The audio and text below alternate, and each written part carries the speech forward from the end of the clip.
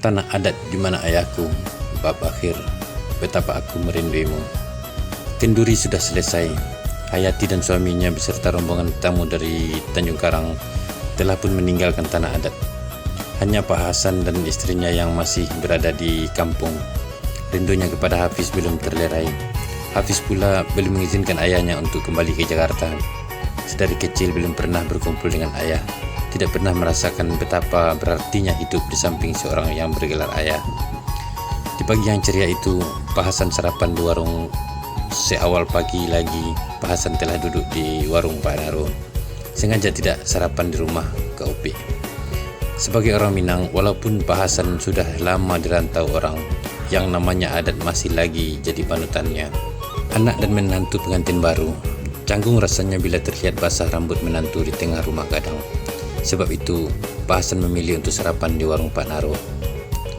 Hafiz, Kak Upi, dan Maimunah duduk di ruang tamu menunggu Nurma yang sedang membuat kopi di dapur.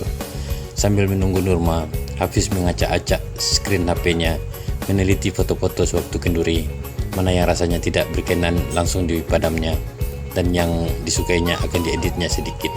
Sedang asik memainkan HP, tiba-tiba foto sebatang tubuh dirinya yang sudah berbingkai tergantung di dinding jatuh dan menimpa bahunya. Foto yang sering dipeluk Mustika dahulu untuk melepaskan rindunya kepada Hafiz. Ketika Hafiz hendak memajang kembali foto tersebut ke dinding, Hafiz melihat ada catatan di belakang bingkai foto tersebut dan segera membacanya. Catatan yang ditulis oleh Mustika ketika Mustika masih hidup, ketika dia sedang sakit dahulu. Catatan itu pula tidak pernah dibaca oleh siapapun, termasuk Kak Upi dan Malin Paibo. Bunyinya seperti sebuah pesan wasiat. Udah Hafiz yang Mustika sayang, jika pendek umur Tika, sudilah kiranya Uda menjadikan Nurma sebagai istri Uda yang sah dunia dan akhirat, supaya kelak hubungan kita tidak terputus. Percayalah kepada Mustika Uda, bahwa Nurma seorang wanita yang baik dan layak untuk menjadi pendamping hidup Uda kelak. Dari adikmu, Mustika. Selepas membaca catatan itu, Hafiz menjerit memanggil nama Mustika sekuat-kuatnya. Hafiz seperti orang kena histeria, gambarnya lepas begitu saja dari tangannya. Hafiz berlari ke pusara Mustika dan menangis dengan sejadi-jadinya sambil memeluk batu nisan. Melihat keadaan Hafiz, Kak Upi segera mengejar Hafiz ke pusara. Nurma mengambil foto Hafiz yang terbiar di lantai. Hafiz, apa yang kau lakukan ini, nak? Tanya Kak Upi sambil memeluk Hafiz. Seumur hidupnya tidak pernah dia memanggil Hafiz ini Uda, mak, jawab Hafiz dalam pelukan Kak Upi. Kak Upi juga menangis dan memeluk erat tubuh Hafiz. Nurma sambil memegang gambar Hafiz berdiri di sebelah Maimunah di pintu masuk.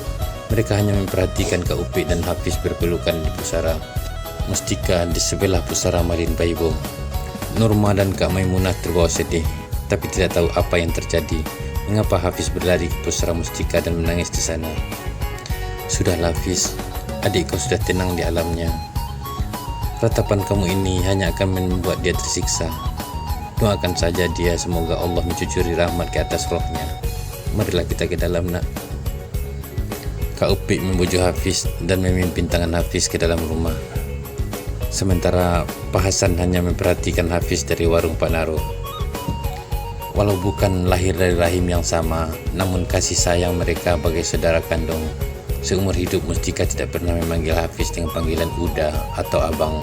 Namun jauh di lubuk hatinya, Hafiz adalah abang kandungnya, dunia dan akhirat.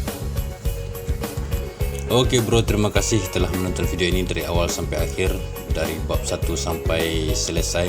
Saya Khairullah Al-Basri, mohon maaf jika bertemu kejanggalan-kejanggalan dan kekurangan-kekurangan dari cara saya menyampaikan kisah ini. Saya sudahi dengan wabillahi taufiq wal hidayah. Assalamualaikum warahmatullahi wabarakatuh.